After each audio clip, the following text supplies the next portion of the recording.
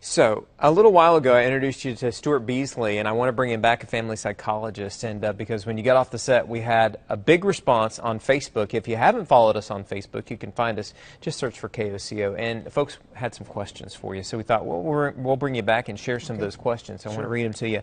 Okay, how do we reassure our kids that school's a safe place? Because obviously, we're finding out that many have been killed. And how do you explain that they just don't have to be scared every time they hear that siren? Because we hear it every Saturday. Well, I think if we can get desensitized to that, if they can hear the sirens, I think it will be less frightening to them. And if you also explain to them that school is a safe place, that they have drills several times a year when they're in school on what to do if there's a tornado, what to do if there's any kind of a stranger danger, that sort of thing, and just tell them that the teachers are there to protect them and to help them feel safe. You can't guarantee that they're going to be safe. We'd like to do that as parents, but we can't. But you really just reassure them that there are adults there who will be taking care of them and that they'll be safe. If they say, well, what about the school today? Say, sometimes things happen we have no control over, and sometimes people are in danger and we can't do anything about that. Yeah, and that reassurance, I heard you say, is just so important in all of this. The other question that came in, this one says, my son is worried about severe weather, especially at school, just being separated from me. And this was before what happened today, is what this says. So, and she's afraid that this is going to increase his anxiety. So, what can she do? Well, you know, I've been working with meteorologists for a very long time now, and they've done a much better job of reassuring children, particularly those latchkey children that may be home by themselves when there's severe weather. And they talk to the children, they tell them what to do, how to be safe. But I think at home, you can also help them deal with the stress by preparing them for any kind of a tragedy. You need to have an emergency box or emergency kit that has, you know, some tennis shoes in it and perhaps a bicycle helmet and things that they're going to need for that time. But kids do get really frightened about this, but if they feel prepared, that kind of takes away the anxiety and the stress for them. It doesn't do away with it. It just helps them feel like, okay, I can handle this. And if you as a parent reassure them, there's a plan, here's what we do. If we get separated, we'll meet someplace across the street or by the tree or whatever.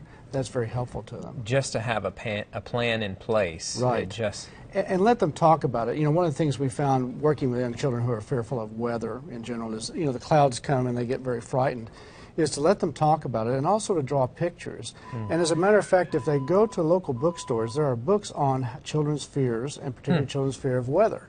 So I think that would help if you read it, and it's a discussion type thing, so it would be helpful. I did not know that. It's very interesting. Okay, I got a third question for you.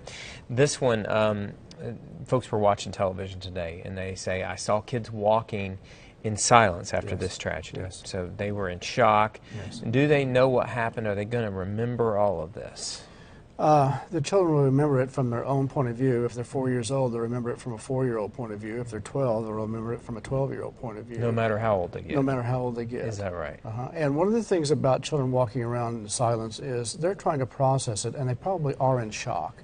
They probably are trying to figure out what just happened, just as many of the adults that we see coming out of these shelters, and they look at the damage and they say, oh, I just can't imagine what happened. Children are the same way. It's sort of like, this doesn't compute, this doesn't make sense. So if you let them talk about it, and if you let them see that things are okay around here, but also let them see the TV while you're watching it with them, and explain to them that when a tornado comes, this is the damage it does, but we can be safe because we have a plan, that sort of thing. It is such important information. Stuart Beasley, I appreciate you coming back and talking to us, because people had questions. I'm happy to. You know, and we really appreciate that. It's one of the things that, you know, is the powerful tool of Facebook. When we look at the devastation, we can share the pictures with you. We can share the images with you. Go over to KOCO.com. Check out some of those pictures that are coming into the newsroom, because it is just unbelievable, the sights that we are seeing. And this is going to go on for several days, cleaning up all of this stuff. So I certainly appreciate your time and you talking to us. You know, we